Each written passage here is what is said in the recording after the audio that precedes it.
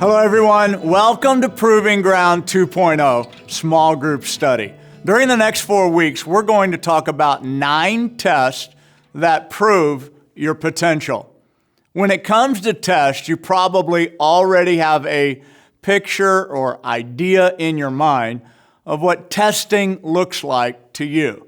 And the reason for that is that we've all taken some kind of test at various times in our lives. In fact, the moment we are born, we start being tested by the doctors so that they can evaluate our health and make sure that we're physically ready to leave the hospital. And then after that, we're tested on a regular basis to prove what we're learning. And you might even right now be done with your schooling, but you're not done being tested. As strange as it sounds, God will require each of us to prove our potential at one level before being promoted to the next. So for every season, there's a reason. And often it's in the seasons where you feel stuck that God's just testing you to help you to get to your next level of potential. And how you handle that test will determine your next God-given opportunities. And you might say, well, how do I know? Well, because testing always precedes promotion in our life. So during your group meetings and as you read through the Proving Ground 2.0, my hope is that you'll not only be able to recognize which test you're facing, but that you'll be equipped with the knowledge necessary to pass that test. The first test that we're going to talk about is the test of small things. This test comes to prove our potential for greater opportunities. So whether it's making the team or earning a diploma or getting your degree or receiving a promotion, building a business, or growing a team, there's always smaller choices along the way that play a part in seeing God's plan come to fruition in our lives. There's actually a very famous story in the Bible that helps us to understand this test that we're talking about, and it comes from the backfields of Judea. In that story, an unknown boy watching over his father's sheep day by day, and the days go by and the boy spends his time in the field practicing using his slingshot, and he also is out there playing music on his harp. So over time, he learns how to protect his father's sheep, and he ends up not just killing a bear, but also a lion with his slingshot skills. Now, here's the thing. There were no cameras, there were no crowd, there was no media, but God was watching. And one day, this unknown kid is given the task of delivering food to his older brothers on the battlefield. And in a matter of days, he goes from being an unknown shepherd boy to being a giant slaying national hero. Well, you see the very same thing that he practiced on the Judean hills while watching those sheep and nobody's watching are the same things that cleared a pathway for him to have an audience with the king. It's the little things that make such a big difference in our lives. And because David got so good with sling throwing and he kept his faith in God, he confidently took out Goliath when the opportunity finally came. Likely, the test of small things for you is not going to present itself in the same way that it did for David. But here's 4 tips that I want to pass along to you about the test of small things, no matter how it presents itself in your life. Number 1, see your problems as opportunities. See the problem as an opportunity. Just ask yourself, what's the solution here? And determine what you can do to solve the problem. Roll up your sleeves and do it. Don't avoid it. It's your opportunity in work clothes. See the problem as an opportunity. Number 2, treat small opportunities as if they were your doorway to greater ones. Don't despise the responsibilities that you have, but be as diligent as you would if the whole world were watching. Like when it's in private, just like don't treat it any different. You know why? Because God is watching, and God will promote you when you are proven, when you pass the test. Number 3, show motivation in the small things of your everyday life. Honest self-analysis should point out for you areas where you can make a positive difference in yourself as well as your responsibilities with other people. So dig into those areas of your life without procrastination. And number 4, make no excuses. It's so easy, isn't it? Like for all of us, just to get that disease of excuse-itis. But let's not do that. That's the disease of people who are stuck, people who are non-achievers. And those kind of people who make excuses, they never excel with what they have. So give yourself no excuses for doing less than your best with your responsibilities. The test I faced was a test of small things. And growing up, I was going to this church really for a really long time. And there was a season when I was younger that the church was going through hard transitions. And a lot of people decided to leave. And some of those people were people that meant a lot to me, leaders that had great influence, friends that were really close to me. And I also had to question if I was going to stay or leave. I could have left. I had the perfect excuse to leave, but I decided to stay. And it wasn't because I had a position at that church or because, it was set on stone that I had to stay, but really because I felt God still, moving in my life and still changing my life in that place. And I told my lead pastor that I'm going to stay and I'm going to serve in whatever you need. If it's in the kids team, in the worship team, I wasn't a pastor. I wasn't carrying a heavy load like the staff were or some people were, but I was doing smaller things that maybe it helped. And I was willing to do that. I was willing to clean the church toilets or lead small groups of middle schoolers. Because I knew the influence that God was doing in other people's lives in that place, even though there was a lot of hurt and a lot of challenges. I know that God was still wanting me to stay faithful to small things at that place. What I felt during that time of testing was discouragement at times, and you get tired, and sometimes you start questioning if it's worth it, doing small things over and over daily. And is it helping anyone? Is it helping myself? Is there any value to what I'm doing for my future? What caused me to overcome that test was changing my perspective and seeing those small things as opportunities for me to grow and to help others. And after a few years, my pastor did sit me down and he asked me to help him start a new ministry and to be given that bigger opportunity and that bigger responsibility.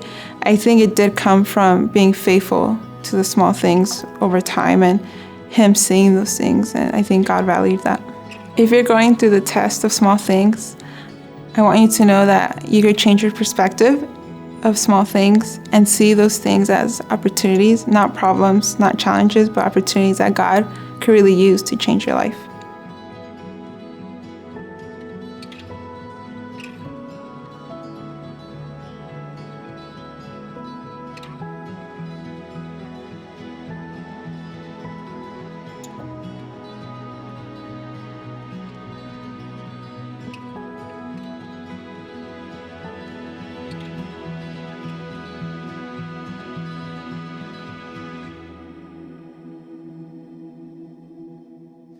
The next thing I want to talk about is the motivation test.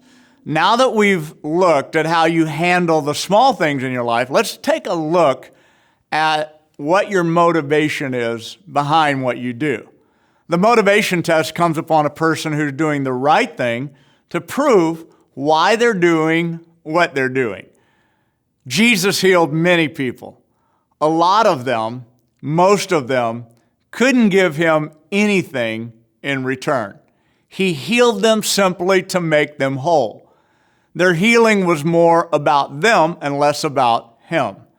In fact, several times when he performed a miracle, he asked that the witnesses not even tell anyone.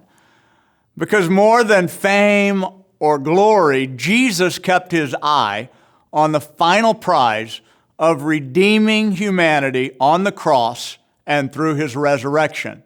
He didn't allow temporary motivations to distract him with the available and more immediate accolades along the way. He knew that lasting motivation comes from the heart. Seeing the content of your own heart can also help you determine what is motivating you to do what you do. People can be, for example, temporarily motivated by other people and things around them. But permanent and enduring motivation can only come from within. The Bible tells us that the status of our heart will determine the outcome of our lives. And that's why in Proverbs it says, above all else, guard your heart. Guard your heart, for everything that you do flows from it. In other words, the heart is the place from which our behavior and our lifestyles are motivated. The source of our words and our action is our heart. The Bible pinpoints also two ways that the content of our heart is revealed. First of all, it's the words that we speak, and the second thing is the way that we spend our money. Let's talk about the first one. First of all, when we're not on guard, the nature of our words will reveal the content of our heart. Jesus said it like this. He said, out of the overflow of the heart, the mouth speaks. When people talk, they just speak out of the hurt sometimes that's not been healed. And it could be oftentimes from a past relationship or a bad experience in our life, that our words just kind of slips of the tongue, and even our criticism reveals anger maybe that can get stored up on the inside of us. Or it could be, again, that they're just things that are not well on the inside. But our words, that's the indicator of why we do what we do, and they reveal the motive of our heart. Whether it's right, wrong, good, bad, the words, if you listen to your own self-talk, it will show you things that are in your heart, because out of our heart comes the words that we speak. Secondly, the second thing is that the other way our heart is revealed, according to the Bible, is by the way we spend our money. So a lot of people haven't thought about this, but what motivates me to reach in my wallet may be different than what motivates you. However, something motivates all of us. Jesus said it like this, where your treasure is, there your heart will be also. So when it comes to the way that we spend our money, the most powerful motivation will always come from within. To know the motivations of our heart, we can do those two things. We can listen to our self-talk, and then secondly, we can look at where our treasures are. Where's our treasures going? Because people's treasure and their hearts are in the same place. There are other indicators of motivation, but one thing that I'd like you to know is that your motives are going to be tested. And that's really what all of this teaching is about. Your motives are going to be tested on a regular basis. And you will repeatedly have opportunities to stop and quit on something that you're supposed to continue doing. If you want to go to the next level, don't give up. Remember, testing precedes promotion. And the way to pass the motivation test is keep doing what you're doing when you have no other reason to do it except that it's the right thing to do and you're supposed to keep doing it. When you're facing the motivation test, every beneficial reason for doing what you do will sometimes disappear. It'll seem to be gone, whether it's staying in your marriage or staying at the job that God put you at or the church where you're meant to be, or just continuing to be faithful in leading that small group or giving, whatever it might be. There'll be a time when all of that motivation for doing what you do will seem to disappear, and you'll have to ride on that deep down thing in your heart that just says, I'm doing it because it's the right thing for me to do. I'm supposed to do this. God has told me to do this, and then you just keep doing it. And as we all know, we pass that test, and the joy comes back, and the joy returns to that thing that we are faithful in. The test that I faced was the motivation test, and it hit really hard when I was in my first year of worship ministry, and I started to get really angry that things weren't going my way when it came to worship sets, or when I would put in all the hard work of learning the parts, of playing the right notes and getting that right sound, and no one would hear it or appreciate it. I felt a lot of anger during the motivation test when I was going through it in that time. I just was angry that things weren't going my way, that I was putting in all this time and all this effort and none of it was being recognized. And it felt like I just wasn't in control. And I just feel like I really wanted to be seen and to make it about me without even knowing that at the time. For me, the catalyst in going through the motivation tests was just looking at myself in the mirror and taking myself out of the equation and trying to see an outside perspective of what was going on. Because to me, I just saw someone that was a musician, wanted to be on a stage, had a platform to use, and that, at the end of the day, disgusted me because that's not why I got into ministry in the first place. And I just had to realize that it was never about me, and it's never really going to be about me. And if I'm gonna stick with this ministry and what I've been called to do, then I have to get myself out of the way.